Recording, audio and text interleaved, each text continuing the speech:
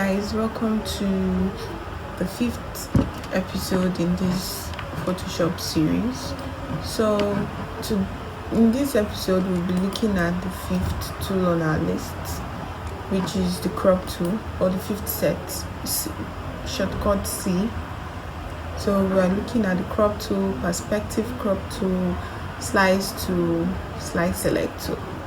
So let's begin. So in this video I'll be showing you guys how to use these tools. So let's start with the crop tool. Most of you guys who are used to Photoshop already know how to use this tool, and you might feel like there's no big deal to it. Already know what to do and everything. So I'll just show you guys a simple trick. So if I want to increase this part and I want to make this sky cover up this place, I could click content aware. Then when I press OK, see what happens.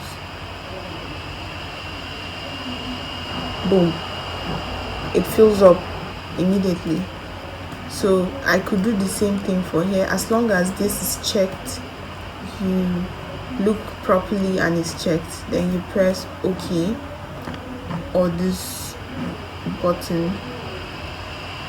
So you can see it will fill in the place, the extra place, with the closest background, the background close to the edge. It will fill it up. So as you can see here, because of this part is close to the edge, so it fills up with the wood, which makes it look not nice.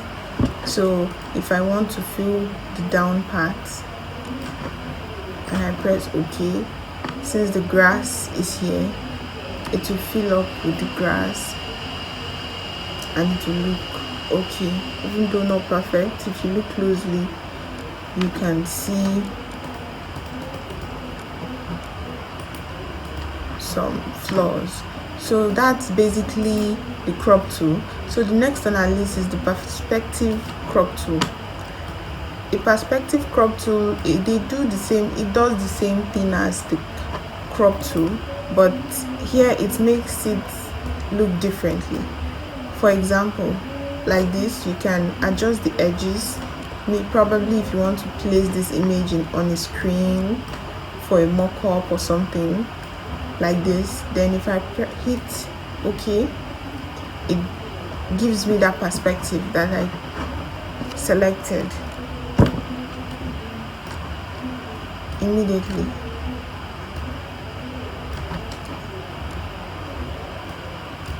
Without thinking twice, it gives it to me immediately. So if you want to use it, you should also be careful in case you might be in a hurry. Always check the tools to not pick the wrong one. So the third on the list is the slice tool C. So the slice tool is not common. A lot of you guys might not know it. Some of you might not know it, some might, but you probably don't use it that often, which is true. A lot of designers might not use it that often. But the slice tool, it really makes things easier for web designers. Like I'm selecting slicing it into different parts like this. So you could also use a grid line. I'm just doing this roughly. You could use a grid to select the parts where you want to put slice. So with this selected, you could right click and delete a slice, edit slice, bring forward, different options. You have different options. You could divide a slice. Let's pick 5 by 5, so they will be even. So they are it automatically gives you different slices. As you can see, this is definitely 25 slices, 26, okay, 25 slices. 5 here, 5 horizontally, 5 vertically.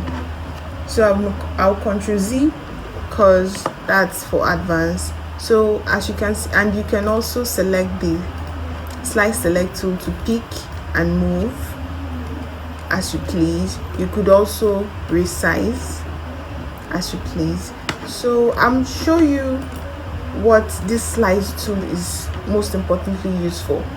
So now we'll go to File, Export, and save for web. So web designers, this will be actually easy, very effective for their designs and everything. So as you can see, all our slices 1, 2, 3, 4, 5 have been selected properly. So you select what you want to export it as, which is picture obviously.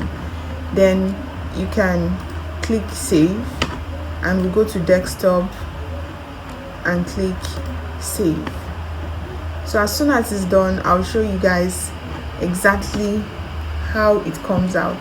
So it automatically creates a folder for you after slicing it, and as you can see, you have different parts of the same image. So you don't have to be in Photoshop and be selecting different or creating different layers just to save as different images, which could take a while or waste time. So this makes things way more easier for you. So you can just slice them into different parts as you want, and you still have the complete image left for you in your Photoshop in case you want to use it for anything else.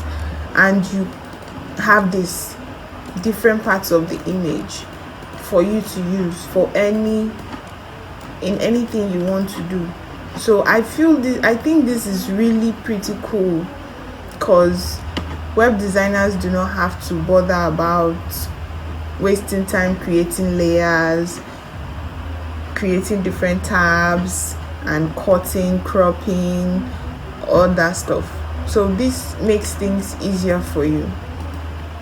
So that's all for this series, this episode. If you enjoyed this video, please give these videos a thumbs up, like, subscribe, and leave a comment below. I would also want to know what you think about the slides tool, and if you use the slides tool for other stuff, please let me know in the comments. I would love to learn from you too.